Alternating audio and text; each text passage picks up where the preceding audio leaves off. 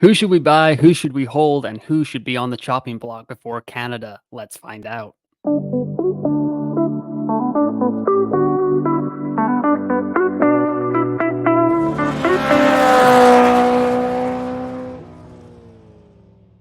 What is up, everyone? Welcome back to another episode of F1 Fantasy Pole Position. It is Wednesday, June 5th. My name is Ewan, and welcome to the first ever episode of Green Flag, Yellow Flag, Red Flag.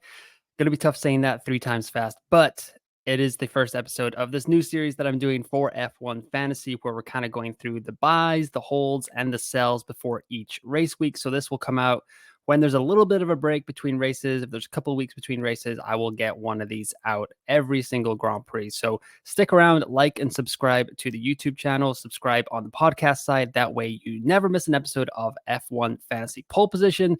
The support has been great. Really appreciate all the interaction that's going on the YouTube side and the podcast side, and on X at F1UNFPL. So you can follow me there as well. Trying to get to 500 subscribers on the channel by summer break. So let's make that happen with a quick click of the button. But let's get into it here. The first episode of Green Flag, Yellow Flag, Red Flag. But before I get into that, just want to let you know 10 a.m. UK time, there will be a Saturday live stream before qualifying. It's not a deadline live stream. Just going to be a little bit busy on Saturday, but yes, there will be some live breakdowns. So bring your comments, bring your questions, bring your concerns to the F1 Fantasy Pole Position YouTube page, and we will break it all down for about an hour on Saturday morning after the Friday practices in Canada, which is looking to be a little bit wet. But the main premise of the episode: green flag, yellow flag, red flag. We are going to go through some usually 5 drivers, but this week it's going to be 6. And we'll give them a green flag if we should buy them, a yellow flag if we should hold or wait off on a watch list, and a red flag if they need to get out of our F1 fantasy teams.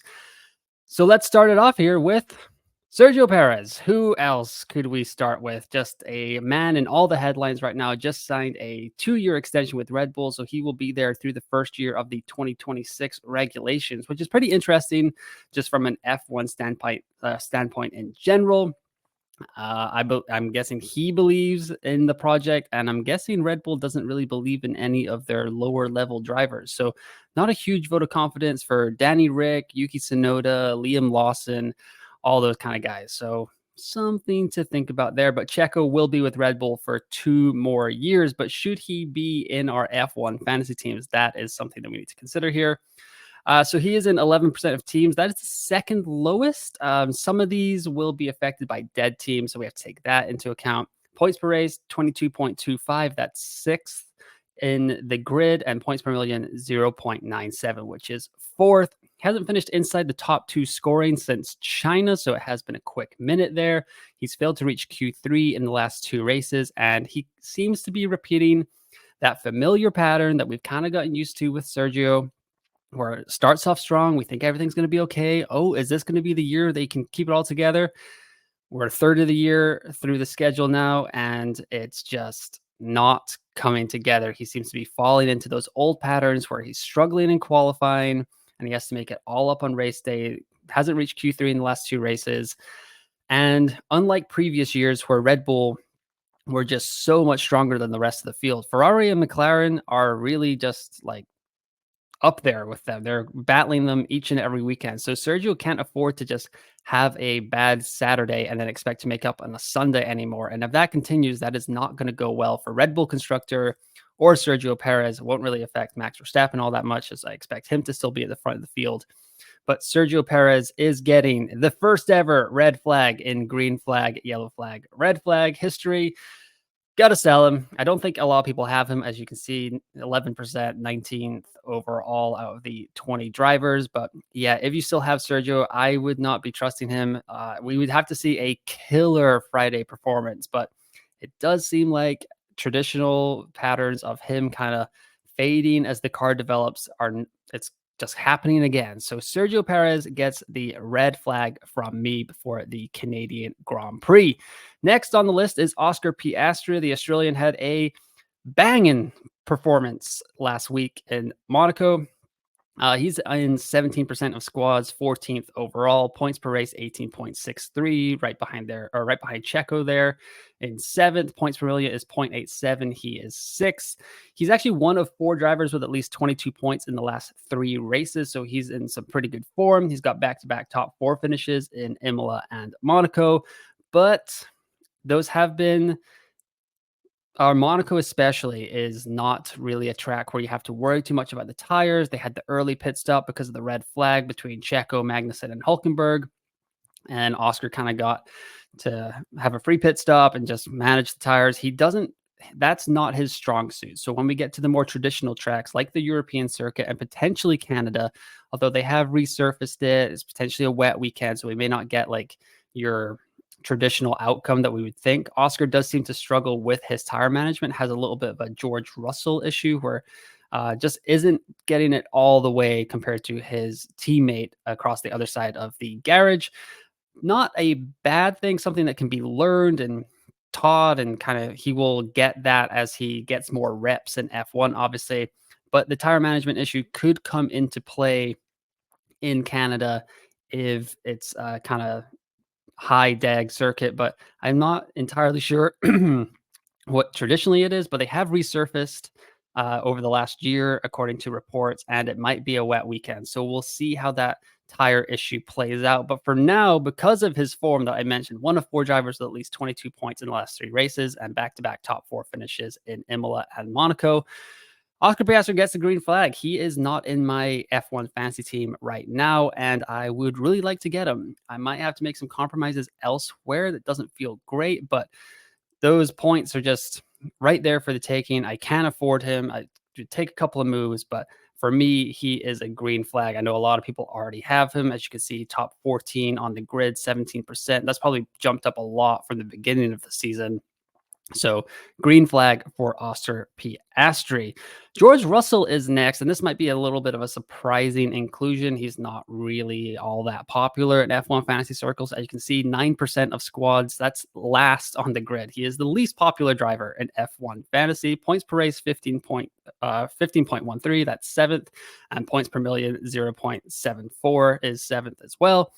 Out qualifying Hamilton 7-1 this season. I know that's kind of been the trendy stat going around. And then I know the Hamilton fans have come back and said, like, it's only by like this 100th here, this 100th there. But he's getting the results. He's finishing higher on the grid on Saturday. So I know Sunday is usually where it matters. But for right now, George does seem to have the qualifying boost there. He also has a similar kind of tire management issue. He is the ultimate, like, can we one stop? Can we goal hang? Is there a safety car coming kind of driver on the grid? Very, if there's an alternate strategy, George Russell will take that with two hands and run away with it because he loves to do that. And it doesn't usually work out. Lewis Hamilton usually takes him to kind of school on Sunday with tire management. But I do feel like he's starting to become the favorite driver in the Mercedes garage. Obviously, with Lewis off to Ferrari next season, they do want to start backing George a little bit more. He got that front wing in Monaco, but it came out that, like, Lewis said that he wanted George to have it because he was worried that if he broke it, he'd have to go back to an old spec and like Parc Ferme rules and stuff. So George took it on, and it seemed to do all right. Monaco is not the most representative track, but if Mercedes is on kind of the way up, it seems like they're trying to get better and better.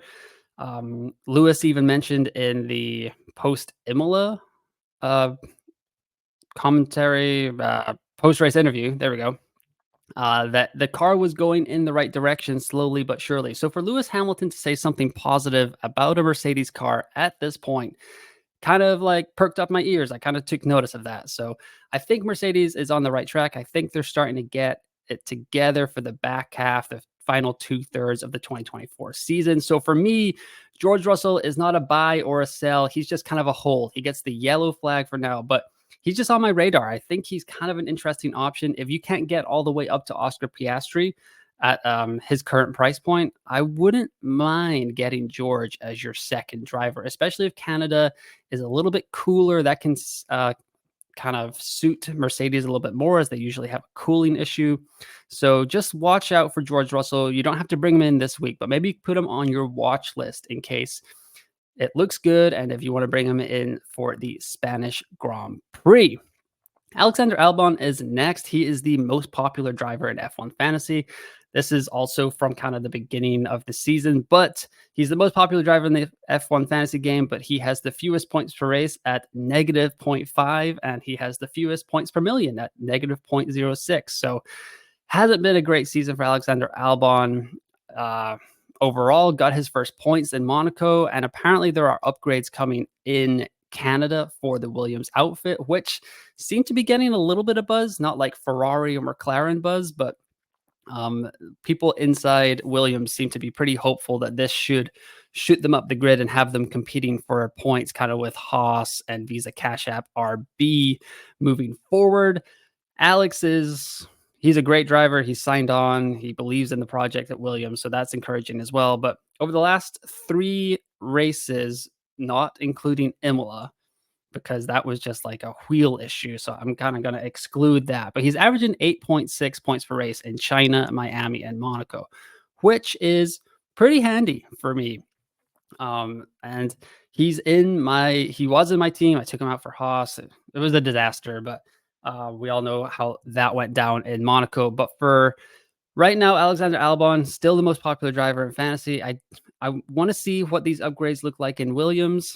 They do have a tendency to kind of do like a glory kind of practice runs on Friday, where they can kind of turn up the engine and make it look a little bit better than it actually is. But Alex usually does quite well if he can qualify quite high, and he did last year in Canada. He qualified 10th and he finished 7th in the race.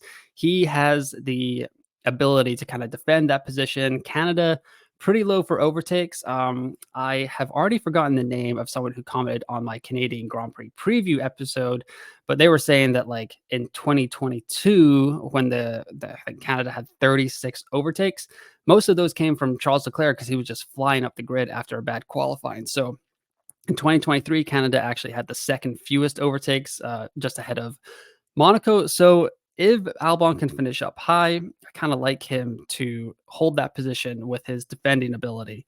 So he's not a buy, not a sell for me either. He's a yellow flag, kind of a hold. If you have him, I'd keep him in the team. There's no reason to kind of get rid of him. But if you don't have him in your squad, there may not be enough evidence yet to kind of bring him into your team either. Wait to see what these Williams upgrades kind of look like. You can have it play it out over a weekend with how many back markers there are. I kind of like Valtteri Bottas more. I like the Haas guys more. I might like a Alpine guy more. We'll talk about that in a little bit.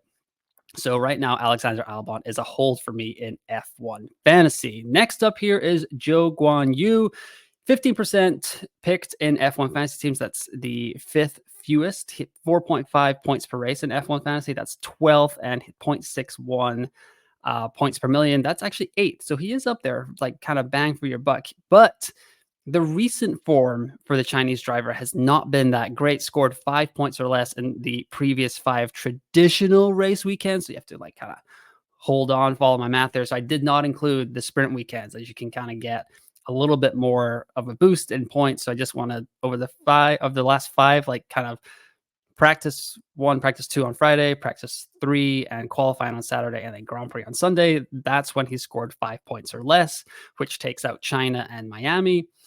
Hasn't scored more than 5 points in any of those races over the last 5 traditional race weekends. So that's not great either. He hasn't reached Q3 all year. So while that used to be a good thing in F1 Fantasy, it is a good thing in F1 Fantasy, but we kind of relied on Joe to never make it out of Q3 because he was such a good overtake guy. But if you look at this stat, he was 4th in 2023 in Sunday overtakes, but he's 16th in overtakes in 2024. So that kind of aspect of his appeal in F1 Fantasy has kind of fallen away, not really picking up those Sunday points with the overtakes and the positions gained like we were relying on him to in 2023. And for that reason, Zhou Guanyu gets the red flag for me. I prefer Valtteri Bottas over him. I prefer the Haas guys. Um, just I don't see the upside to bringing in the Chinese driver, and I think you can sell him. Valtteri Bottas is only 0.1 million more, and I kind of prefer him for the rest of the season. He feels like he's grown into the Sauber F1 stake team car over the course of the season. I think he's in a little bit of a better place with the car. I think he feels more confident that he's going to have a spot on the grid in 2024. So maybe that pressure is starting to get to Zhou Guanyu as well. So for now, I would prefer Valtteri Bottas over Zhou Guanyu. How are we going to go an entire week or the first week of green flag, yellow flag, red flag without talking about Esteban Ocon? He's pretty much been in the headlines since the Monaco Grand Prix ended. Quite a lot has come out. Is he going to get a race ban? Or is he going to be benched by his team? Is he going to be replaced? Is he like, are they going to cancel his contract? Like, blah, blah, blah. All this came out. And at the end of the day, it looks like Alpine is moving on from Esteban Ocon for the 2025 season. They've said that they will not be renewing his contract at the end of the year. So Esteban Ocon is a free agent. So I'm kind of curious to see where he goes. Heard Haas is up there. Could he sneak in to the Mercedes seat if Antonelli doesn't do that well? But I think Haas, one of those like kind of lower level midfield teams, would be a great spot for him. Especially Haas is kind of on the rise. Maybe Yuki Tsunoda leaves, Visa Cash App RB. Lots of stuff kind of in play here for the French driver Esteban Ocon, but he's in 14% of teams. That's the third fewest in F1 fantasy. Points per race, 3.13. That's 15th. And points per million, 0.34. That's also 15th. So like I said, he's not going to be with Alpine anymore. Revenge tour? I don't know. So apparently, according to some rumors, I would say, on X, it sounded like he got told on the Thursday before Monaco while he was in the simulator that they were not going to renew his contract or whatever. And I'm not going to lie. If I was someone that got told that I was going to be fired at the end of the season, and then like 2 days later, my boss was like, hey, I need you to do this thing that puts you in a worse position, I probably wouldn't do it either. So Esteban Ocon is just like one of us, just a human. He went for it in that turn. I don't really mind the move. If it was team orders, sure. But yeah, can't really blame the guy for trying. He's got a 5-place grid penalty in Canada as a result of that collision, but he's made Q2 in 6 straight races, which doesn't really matter. I would expect Esteban Ocon to kind of start 18th, 19th, or 20th on Sunday at the back of the grid here. And while I did talk about the overtakes being few and far between, I think he's going to be very determined to kind of put his best foot forward, as pretty much the rest of this season is his audition tape for the other teams on the grid that are looking to fill a spot in their garage for the 2025 season. So for me, Esteban Ocon is actually a green flag. And yeah, I think I might bring him in. I don't have him in my squad yet. I have double Haas. I don't want to tilt too much off of that. But yeah, I've got some money in the bank. I can play around with it. I think I could upgrade Valtteri Bottas to Esteban Ocon quite easily. So that is in my thoughts. Green flag for me. I let me know in the comments below if you agree with any of these decisions or if you disagree with all of them. And yeah, that will do it for the first episode of Green Flag, Yellow Flag, Red Flag. One more reminder, there is a Saturday live stream. So that will be the third piece of content coming out of this YouTube channel for F1 Fantasy Pole Position this week. So yeah, like and subscribe. You won't miss an episode. Support the channel. That would be greatly appreciated overall. I will be back on Saturday morning for the live stream when we break down all of Friday's results, all the F1.com kind of practice data that we get, any sims that have come out from F1 Fantasy Tools or 11ify, that sort of stuff. But yes, like I said, like and subscribe to the channel, 5 stars on the podcast side. But once again, thanks for listening. Thanks for watching, and I will talk to you next time.